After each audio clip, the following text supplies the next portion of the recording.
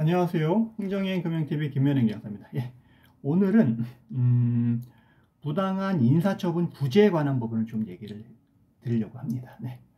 부당한 인사처분, 직장 생활을 하는 분이라면은 항상 이 부분에 대한 것들은 이제 고려치 않으면 안 될 것입니다. 그게 공무원이 됐든 일반 사기업을 다니는 이제 직원이 됐든 어느 누구는 마찬가지로 부당한 인사 처분을 받을 수가 있습니다. 한 예로 제가 했었던 소청 심사 같은 경우에도 교수님인데 부당하게 인사 처분을 받고 이제 소청 심사를 통해서 구제를 받았던 경우도 있으시고요. 또 공무원이 아니라 일반 직원분들 같은 경우에도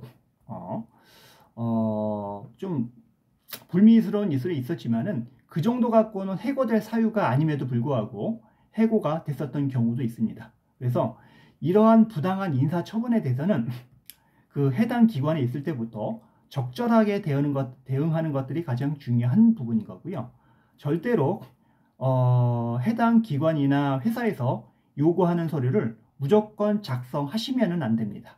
특히 일반 직장 근로자 같은 경우에는 해고를 여러 가지 해고를 인정하는 서류라든가 그러니까 권고사직에 대해서 합의를 하는 취지라든가 응한다는 취지의 문서는 절대로 하시면 안 됩니다.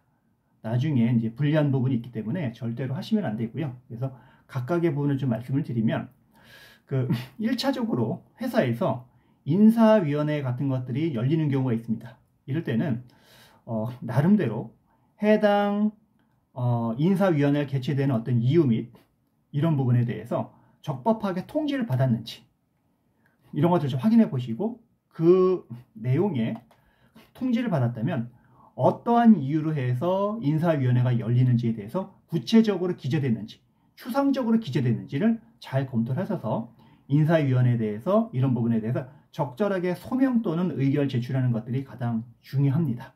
이런 부분을 간과하시고 그냥 주먹구구식으로 대응하다가 이제 결국에는 부당하게 인사처분을 받는 부분이 있기 때문에 회사 인사위원회부터 이 부분에 대해서 정확하게 잘 대응을 하셔야 됩니다. 그래서 내가 인사위원회 갔을 때 뭐 때문에 갔는지는 분명하게 돼야 됩니다. 두리뭉실 이런 거 갖고 가면은 절대로 안 됩니다. 그래서 정확하게 실체적으로 절차적으로 내 인사위원회 열리는 부분에 대해서 해당 비위나 어떤 잘못에 대해서 정확하게 그 부분에 대해서 판단하는지를 따지셔야 됩니다.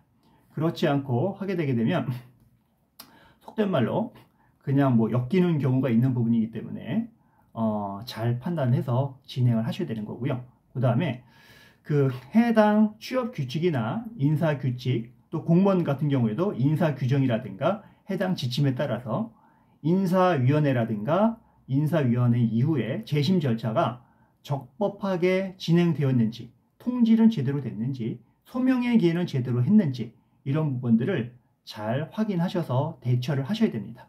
이 부분에 대해서 적절하게 의견 개진 및 소명을 적절하게 하셔야지만 부당한 인사처분을 방어할 수 있고 면할 수 있습니다.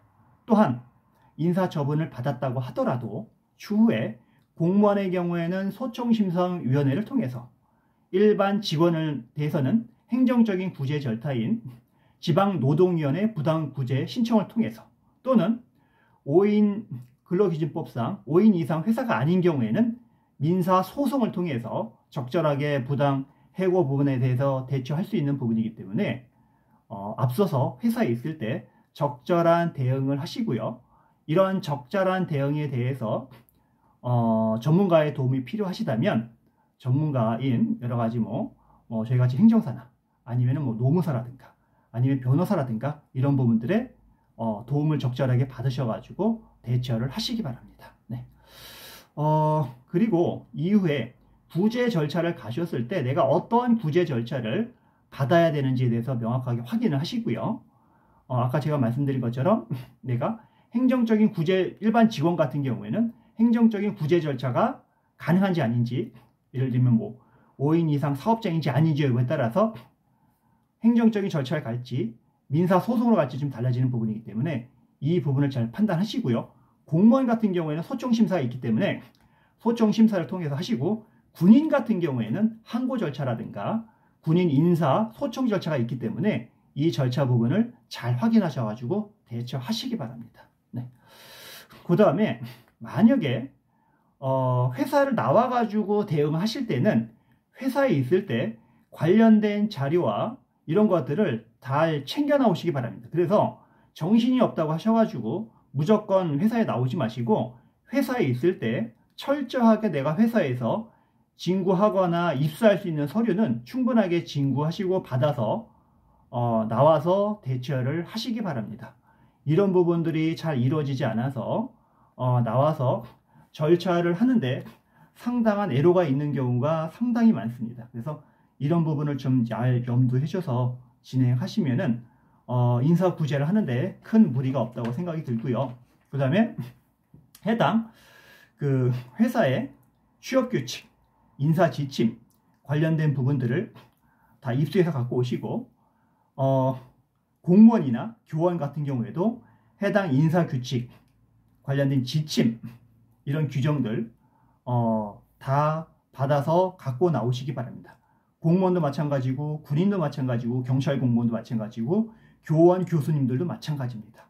이런 근거 규정, 인사에 관한 규칙 이런 거 잘 준비하시고 인사위원회에서 통제한 여러 가지 공문들 이런 것들 잘 입수하시고 받으시기 바랍니다. 또한 인사위원회에 제출했던 서류 4번을 꼭 해서 두시고 나중에 내가 다시 한번 검토할 수 있도록 잘 사본 처리도 잘 해두시기 바랍니다. 네, 그래서 인사 처분을 이제 대응하기 위한 일반적인 부분에 대해서 말씀을 드렸습니다. 그래서 그 각각의 이제 그 직역마다 대응하는 법이 조금 다를 수는 있어도 일반적인 원리는 같습니다. 그래서 일반적인 원리가 같기 때문에 그래서 잘 모르는 분들은 전문 자격사한테 물어보시고요.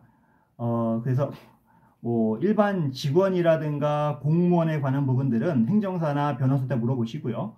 일반 회사 같은 경우에는 노무사님이라든가 이제 행정사라든가 변호사님 이런 분들한테 하시면 도움을 받으면 충분하게 도움을 받을 수 있으니까는 어떤 자격사든 이제 도움을 받을 수 있는 분들을 잘 컨택을 하셔가지고 도움을 받으시기 바랍니다. 네, 그래서 오늘은 전반적인 인사에 관한 부분을 어떻게 구체적으로 대응할지 기본적이고 공통적인 부분에 대해서 알아봤습니다. 예, 추후 부당한 인사 처분이나 관련된 부분에 대해서 궁금한 사항이 있으시면 연락을 주시고요. 오늘 여기서 마치도록 하겠습니다. 예, 마지막으로 좋아요, 구독, 그 다음에 알람 설정까지 꼭 부탁드리겠습니다.